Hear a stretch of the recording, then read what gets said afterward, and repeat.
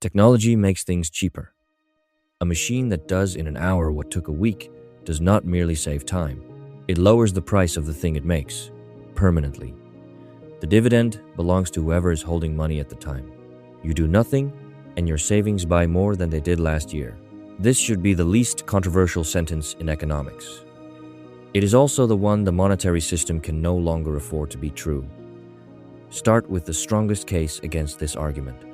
In the 1990s, information technology delivered a genuine productivity boom, and nothing broke.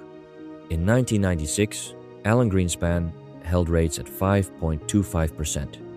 His view was that technology had raised the economy's potential growth rate. He was right. Inflation declined anyway. So the deflationary force is not new. The system has absorbed it before. In July 2026, the St. Louis Fed published a study examining that very episode as a guide for handling artificial intelligence. This objection is not hypothetical. It is the central bank's own playbook. Concede all of it. Then look at what was underneath.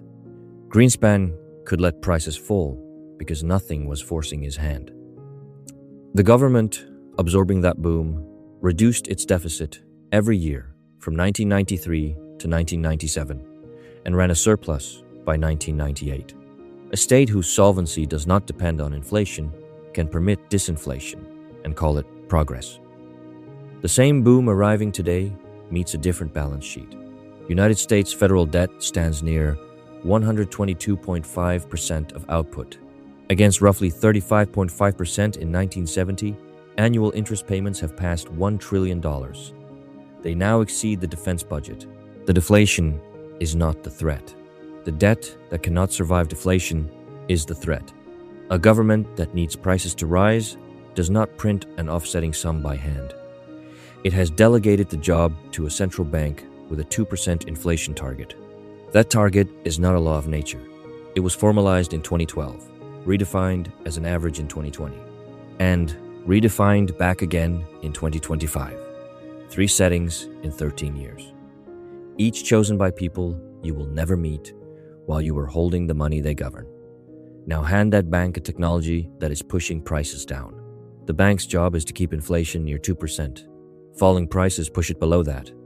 So the bank pushes back by keeping money cheaper than it otherwise would be. And cheap money does not show up in your grocery bill. It shows up as cheap credit for whoever is borrowing. So the dividend never arrives where you would collect it. It surfaces in the capital markets instead. None of this requires anyone to intend it. The target produces the outcome by itself, and a state whose interest bill compounds has no reason to want the alternative. What matters is not how the money is created, it is where it lands.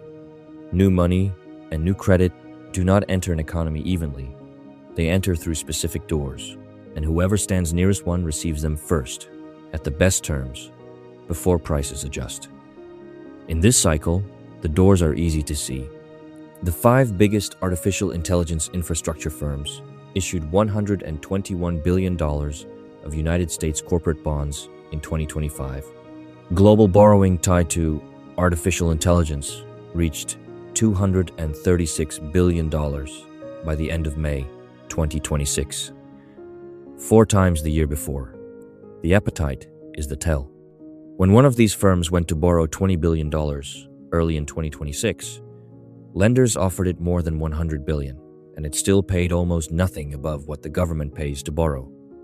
Money was not merely available to these firms, it was chasing them on terms no ordinary borrower could get. The cost of that does not vanish. Bank of America's own credit analysts said where it goes. The added demand for cash could push borrowing costs up across the rest of corporate America. This is the transfer made visible. The firm nearest the money borrows at almost nothing. The firm furthest from it pays more than it otherwise would, and never learns why. The saver, who should have received the technological dividend as falling prices, receives nothing. The entity nearest the credit door receives the asset that dividend was supposed to buy. Every step of this transfer needed the same 3 things. A unit whose quantity someone can increase. A door someone controls, so others hold it before you, on better terms. Rules someone can rewrite while you hold it. Take those three away, and the mechanism has nothing left to grip. So far, none has proved politically fixable. No vote shrinks a debt this size, and no central banker volunteers to let prices fall while the interest bill compounds. The transfer is structural. The only move left to an individual is not to reform the system. It is to step off the unit it runs on. So the question turns personal and narrow. The question is no longer what should be done, it is what you would have to hold to stop standing on the wrong side of the door. The abundance is real. The system cannot let it reach you as lower prices. The dividend keeps arriving and keeps landing somewhere other than in your hands. So ask it plainly. If the money you were handed can be inflated at will, entered before you, and rewritten around you, what would you keep the work of your life in instead? This is the Cantillon Letter. Monetary truth. Understand it first. Subscribe and visit us at cantillonletter.substack.com.